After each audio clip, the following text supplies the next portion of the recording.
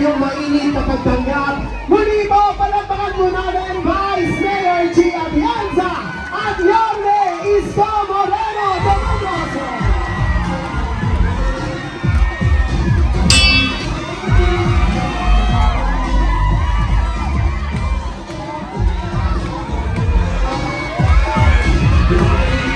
Sige na mga taga-Distrito 2, Isabel na Banjay!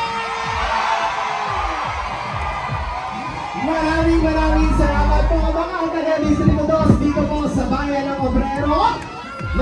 Maraming salamat po.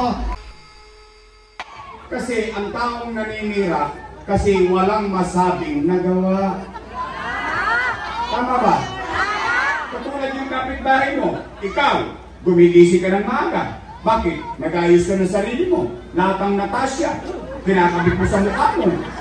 Tapos paglabas mo ng bahay, yung kapitbahay mong tambay, Mema sabi lang. Siya walang ginagawa, ikaw busy. Pero mas marami siya sinasabi. Tama ba? Kasa ko may nakakarinig yan. Ako ko'y nalulungkot. Bakit naman ganoon? Para ba mga hindi tayo naging bahagi ng tagumpay nila? Kasama pa yan si Bentot. Ako naman real talk lang. Ngayon, halimbawa, simula si Bentot, makikilala mo yun, naka-green.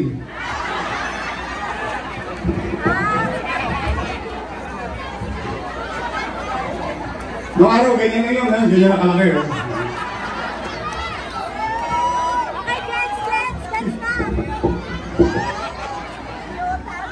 Noong araw, utang ni Bolo, dati raw bayawak yung buhaya na.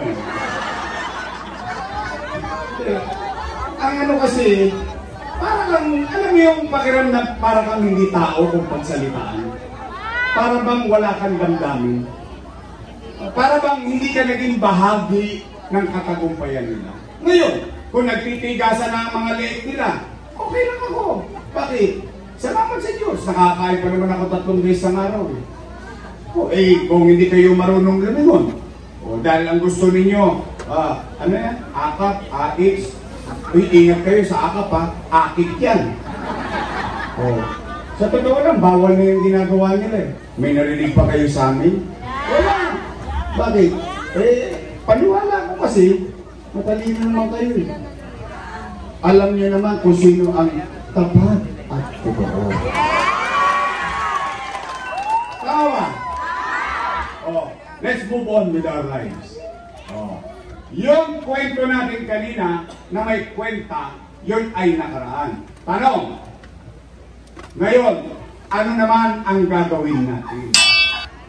Sa darating na panahon. Kaya matanong ko kayo, gusto nyo ba talaga ako bumalik?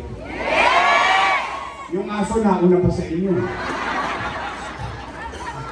Nag-agree yung aso. Doon meron tahimik eh.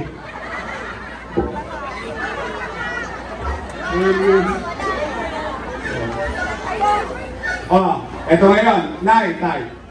Kailangan ko muna kayong tanungin. Yung mga lolo't lola ko, natanong ko na sila. Pero gusto ko tanungin ng general public. Kasi pag ako may gagawin, gusto ko yung problema ng utaw. Kaya gusto ko malaman sa inyo. Nay, Tay, mga batang Maynila, napapansin nyo ba yung napapansin ko rin? Na para bang dumudugyot na naman ang Maynila? Hindi daw eh. Malinis daw ang Maynila eh. Totoo, dumudugyot? Napapansin nyo? Talaga? Nay, Tay, may awa ang Diyos. Sa tulong ninyo, nakabalik ako. Ang una kong lilinisin, ang syudad ng Maynila. Ibaling mahirap tayo, wag lang tayo maging dugyot. Pwede tayo makapamuhay ng maliwalas ang kapaligiran. Ibabalik ko sa inyo yan, katulad ng ginawa ko na nung dati pa. Pangalawa, Nay, Tay, napapansin nyo ba parang nagpalikan na naman ang mga tulongges ngayon?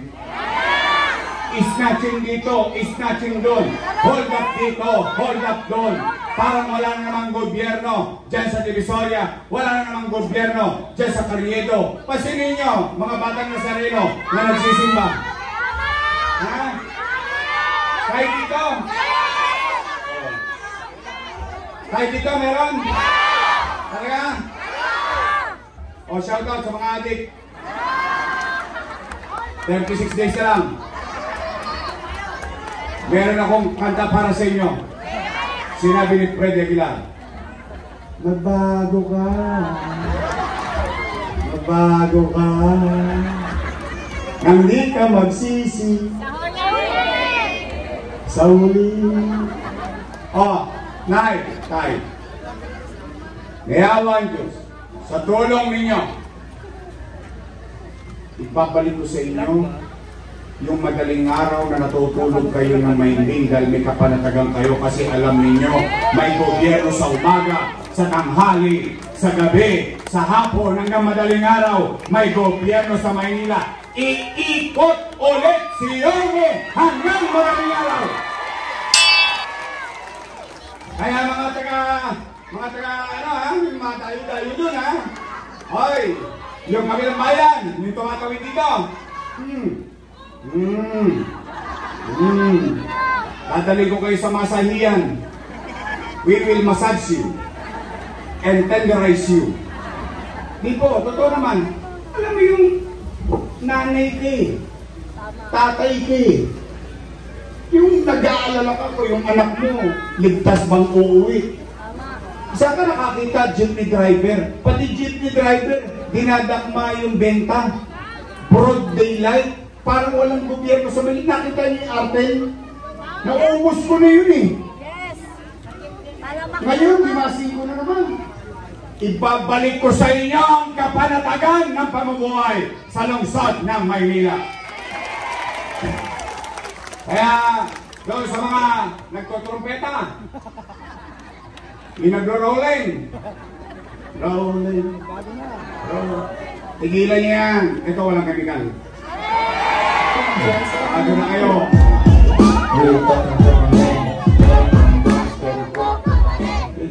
Ayun, yung dalawa na yun. Ba't ko inuna yun? Bakit? Walang tosgas yun. Walang gastos yun. Paglilinis ng Maynila. Pagpapapayapa ng Maynila. Ang puhunan lang doon, puyat, pagod at pawis. Walang toskas doon. Kayang gawin yun ng sino mang mayor. Kung totoo yung sinabi ng matanda, kung gusto. Tama ba? Pangatlo kong gagawin, ibabalik ko yung nasimulan ko ng MBN. Ano yung MBN? Minimum Basic Needs, which I am a 100% believer. Why? Nay, tay, mga batang Maynila, hindi ko kayo makapayaman. Hindi ko kayang gawin yon. At no government can do that for you. But the government, any form, whether communism, socialism, democratic monarchy, the government for that matter can elevate. Pwedeng pataasin ang antas ng pamumuhay ng tao, quality of life. Ibabalik ko ang housing, education, healthcare, and jobs. And that's it. Yung iba, palamutin na lang. Yung pagpapailaw, palamutin na lang. Yung pag-green, palamutin na lang. Pero itong mga bagay na ito, na nakita ninyo, na nagawa ko na, itutuloy ko na lang. At gusto nyo bang ituloy ko? Pa-English tuloy ako. Oh. Taga-Ateneo ka rin, di ba? Kasi ako taga-Ateneo rito eh. Pero totoo, kidding aside, in government, pwedeng pataasin ng gobyerno ang antas ng pamumuhay ng tao. Oh. Ano bang gagawin ko? Wala na, uwi na. Okay, kasi naman eh, kaysa pangakuha ko kayo ng lupat langit, alam niyo naman buladas. O, pero ito, nangyari ba nung panahon ko? Nagkatotoo? Itutuloy ko na lang. Okay, kaya tanong ko sa inyo, after ako akusahan, after ako siraan, after nyo marinig, yung nangyari, after nyo marinig, yung gagawin. Tanong ko sa inyo lahat ngayon, gusto nyo pa ba akong bumalik?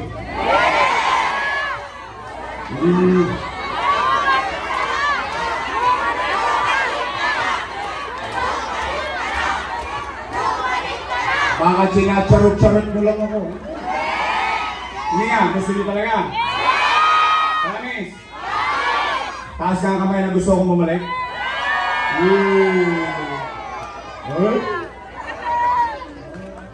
O sige, may naman akong pakiusap. Pwede ba bigyan niyo ako ng mga kasama? Kasi lahat yun nagawa ko dahil kasama ko yung mga naninira sa akin ngayon. Ibig sabihin, tingnan ninyo, fair and square. Binibigyan ko pa sila ng kredito. Hindi ko naman magagawa yun nang ako lang mag-isa. Kaya nga ako nagtataka bakit dati tama. Ngayon, mali. Kaya ako nalilito. Which is which? Alin doon ang tapat at totoo? Kaya pwede ba niyo akong bigyan ng mga kasama? Promise? Pwede ba, total dalawang grupo lang naman ang pagpipilian ninyo? Dalawa lang. Pwede ba? Tingnan nyo. Kabilang grupo, amin. Your Miss Choice. Matamis. Yung kabilang grupo, Ladies Choice. Kaya kung manira, kayo nagsabi niya. Your Miss Choice tayo? Promise? Pwede ba? Sa Mayo, bigyan natin sila ng team song. Sabay-sabay tayong kumanta pagdating ng araw ng pag-uukom. Ito ang team song natin sa kanila.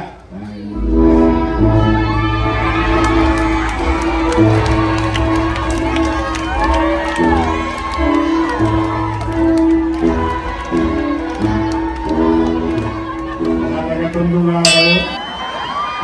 Nandito, Robbie Ong! Nico Evangelista! Rafael Miranda! Bolong C! Awi Sia! At siyempre, ang kabats ko. Kabats ko to Magkabats kami, 98. Batch 98 kami. At seatmate ko. At lagi siyang nangongona.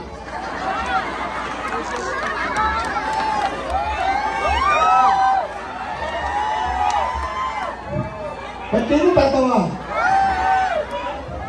Ano ang English yung number 1? Nay? Nangongo? Na? Nangongo na? Tama ba? Masipag natin ko si Hal. May malasakit sa kapwa. Bagamat siya'y may kapansanan, hindi niya inalintana yung kanyang kapansanan, makapaglingkod lang sa bayan. That is something for a person. I mean, real talk lang. That is something.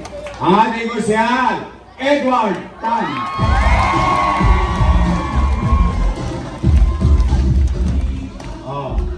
Kanina, nabanggit ni Kong Carlo.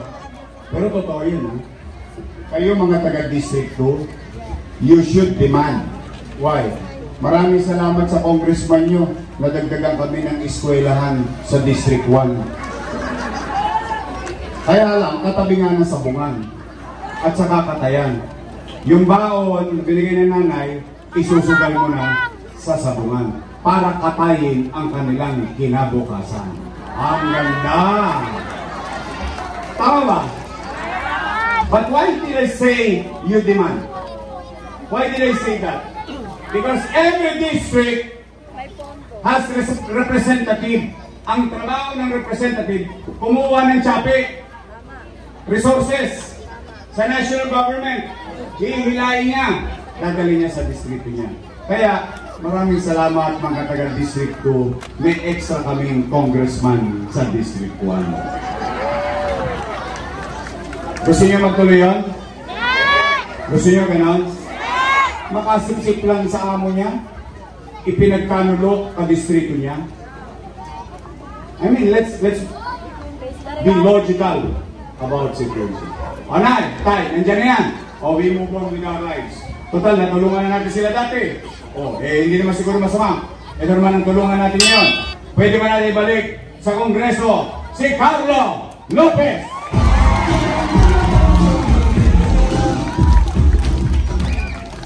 Ang bukas, yari kayo. Matotowin kayo lahat dito bukas. May ginalit kayo dun sa likod. Kung sana kayo maniniwala sa isang chairman po walang ulo, malaki katawan. Nakausap ko kayo, pero balita ko po, may isa daw pong gusto humarang. Parang nagkamali po yung chairman sa likod. Huwag kami! Bata niyo ba yung naharang kami? Huwag mo yung ganong maingay, baka marinig ni Ipon. Siguro, rinig na ng chairman sa likod.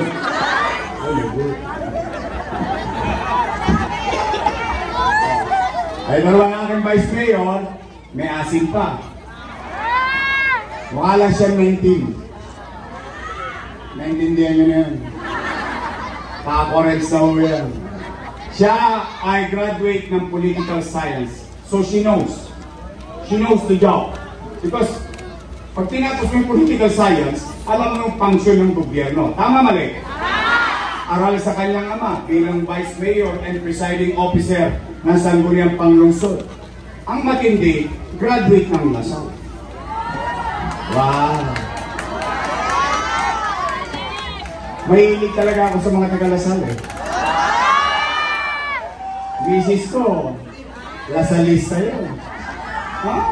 Full-blooded Lasalista. Lasal Suber. Nung koleyo, Lasal. Nakalawit ng Atenista. Parang ayaw yung maniwala taga-Ateneo ko. Kami ni Awe. Taga-Ateneo kami. Ay, nakimala. Yung English. Hi. Ateneo de Tondo. Tondo High School. Oh. Graduate ng Lasal. I think she knows the job. Ang aking Vice Mayor, Chief Atienza. Oh, kompleto na. Promise? Ay, mga taga-baryo, mag-ingat kayo ng sagot. Dati, paghalalan, ang politiko nangangako. Ngayon, kayo nangangako. Sisingilin ko kayo. Pagtapos ang eleksyon, bibili ako ng dibidendaso. Oh, titingnan ko resulta sa kung may prueba ba yung mga taga-baryo obrero. Ba, nagprueba? Hindi nakinig din sa chairman sa likod.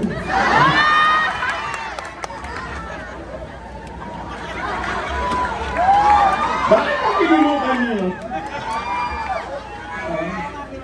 Oh. Okay, nagtotoo. After election, diniretso niyo. Your Miss Choice. After election, ako naman ang sinilin. Pwede? Promise? Your Miss Choice tayo sa puso nyo? Your Miss Choice tayo sa pamilya nyo? Sa buong kapitbahay at kamag-anak nyo? Maraming salamat. Tapos na po. Huling tanong. Meron ba akong sinabing mapanira? Maraming salamat naman.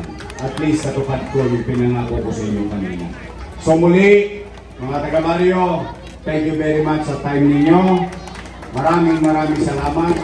Ulitin ko, buong kababaang loob, hindi ko po kayang mag-isa itong ibangon muli ang Maynila.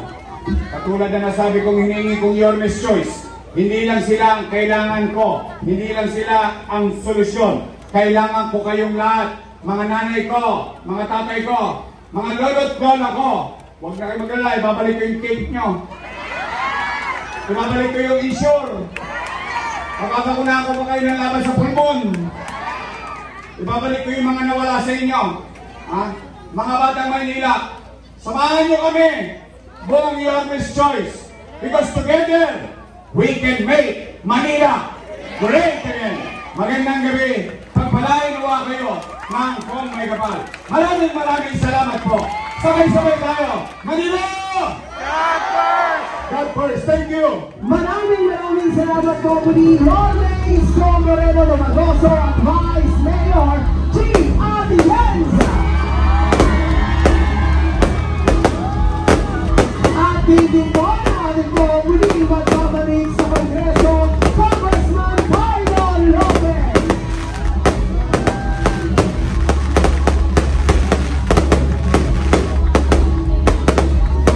At hindi po magkabagin po natin kalilimutan ang ating po mga Yormes Yorme sa Panginoon po. Ito sila ang Robin po. Councilor Nico Bautista, Councilor Romel Carolina, Councilor Polo C, Councilor Awi Zia, at Councilor Ed White Now.